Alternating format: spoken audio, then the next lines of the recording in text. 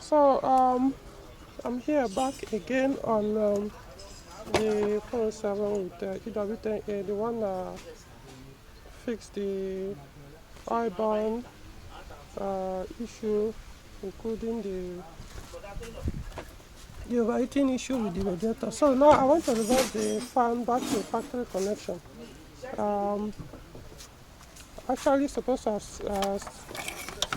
started this video before I even start the one, because I'm almost done with the reverser.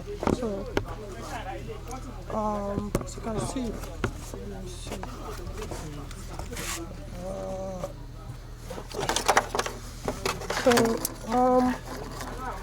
this is the fan wiring harness one from the fan.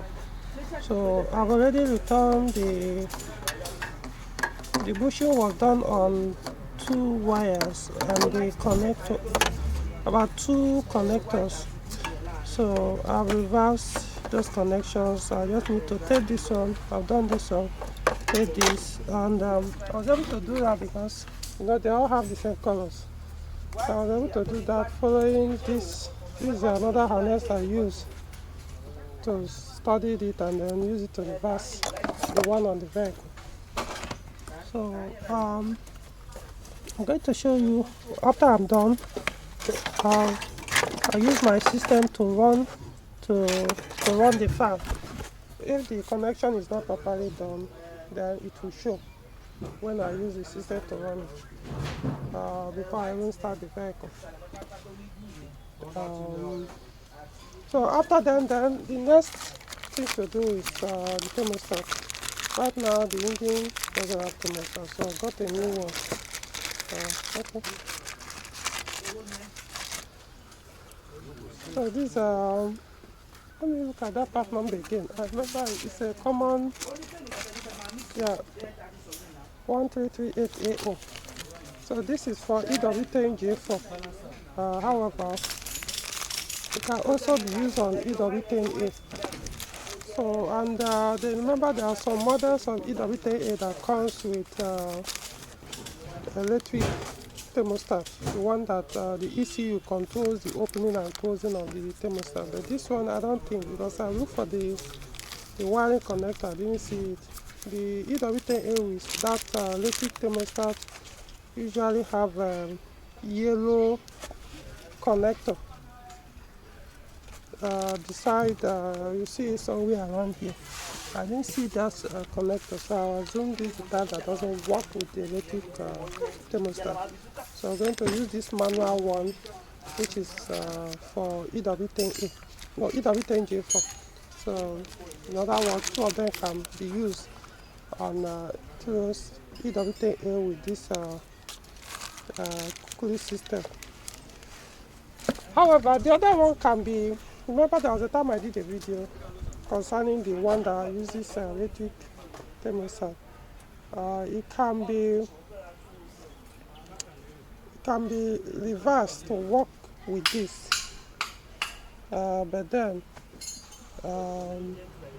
you need a wiring connector. There's a wiring connector that has to be plugged in on the, it's more like a resistor that has to be plugged on that wiring connector that goes to the electric thermostat for it to work with the ECU. If you put this thermostat directly without dealing with the connector that goes to the electric thermostat on that particular cooling system model, then the fan will not work. The fan will work, especially at lower speed. It means the only time the fan will come up is when the engine starts overheating, around 110 degrees Celsius. So for the fan to work, you will need to do something about the connector, so that the fan will come up at least around 105 or 100, there about between 98 to 102, I think, 102 degrees Celsius. Okay, so I'll just complete the work on the fan reversal and then test the work. Once the work is confirmed okay, then I'll mount or install the thermostat. This is a new one. It's not actually OEM. This is aftermarket new. So hopefully it will last. I tried to get OEM, I couldn't find. So I know I've been trying using this in the past, and so far they work. How long I can't confirm that. So this, I made attempt to use used ones, and unfortunately most of them don't work to my expectation. Some say will not even work at all. So I stopped bothering with used one. Except when I know I couldn't get a new one, then maybe I could get a used one. Okay, so I'll keep you guys updated. So updates. So finish the connection. Well, reversal back to factory, and then we'll use the PP2000 to run the fan. Because before in fact, it couldn't even run. By immediately I switched on ignition, the fan came back on again. So, and the diagnosis also showed open circuit. So, and which means I checked the connection is as it is supposed to be factory. So the suspect now is the ECU.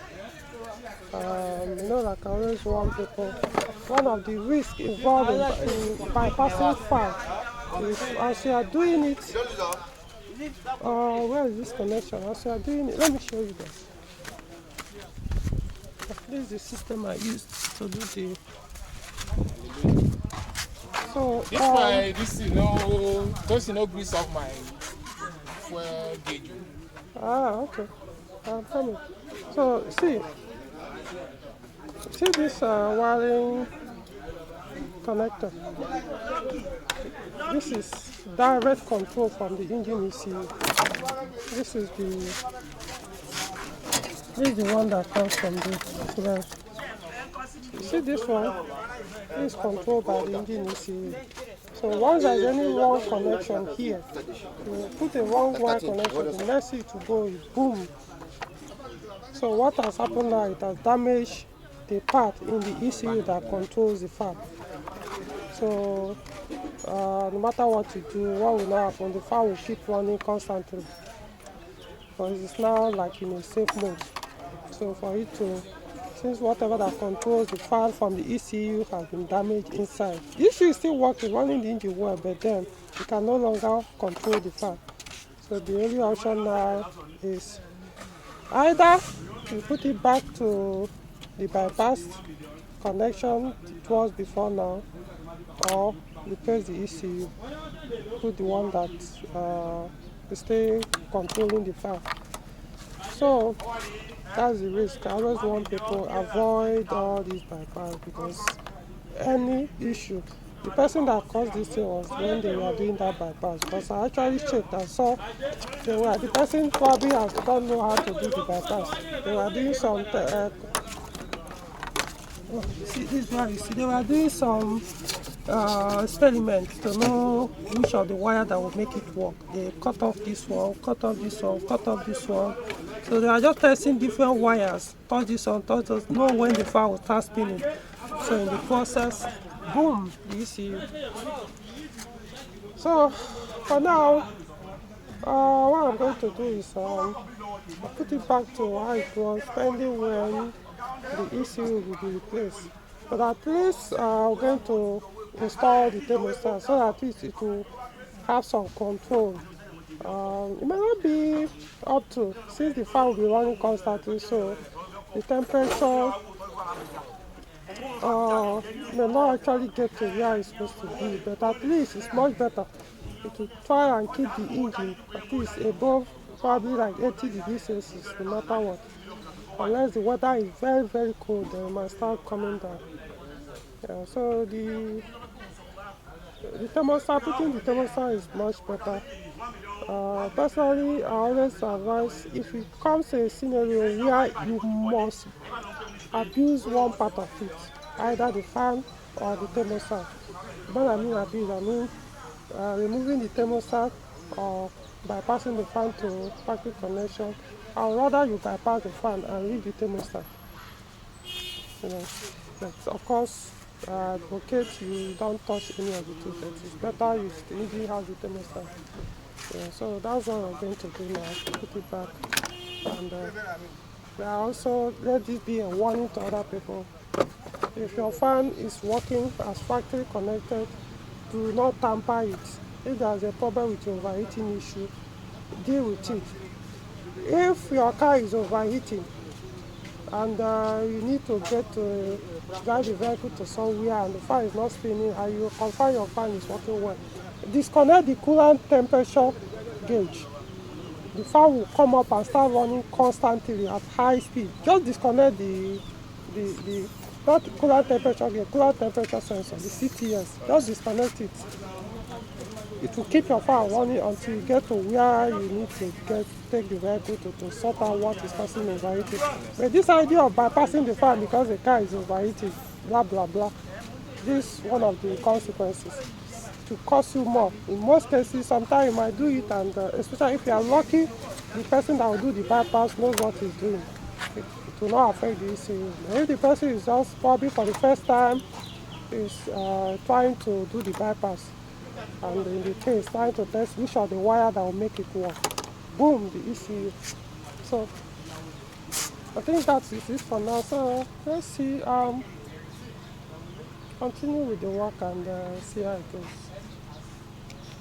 So something else I forgot to mention that can also make the fan to spin constantly with the ignition on, even when the connection is okay, is when you replace only the engine ECU, you use one, and without buying the complete kit or buying the new one. When I mean complete kit, I'm talking about the BSI unit, engine ECU, the key. And so if you buy only the ECU, use one, and then attempt to flash it or remove the security so that it can work with the current BSI on the vehicle. Most times it affects the fan control, especially with this EW10A engine. I have 2 or 3 cases where that happened, where they did the programming or whatever they did inside the ECU, another ECU that doesn't belong to the vehicle, but they needed it to work with the vehicle. So even though it was running the engine, but the fan refused to work as supposed to be. Once you start ignition, it starts running. So that can also cause it. So personally, I prefer either you buy the complete kit if it's used, or you buy new ECU. So I won't have to. There are people that also actually do the programming very well, or transfer the program from your old ECU to another used ECU so that it will work as if it's the same. It's possible. I don't do it. I don't know how they do it, but it's possible. I know there are people who don't know how to do it, and they end up creating a mess after it's done. So that can do that, but in this case, I don't think that is the cause, because this ECU still looks like the one that came with the vehicle that hasn't been touched. It doesn't look like purchased used one. So I just wanted to point it out. It can also happen to every other engine in 407, the ECU, not just EW10A. There is more pronounced with EW10A ECUs. So they are very, very sensitive. They are not.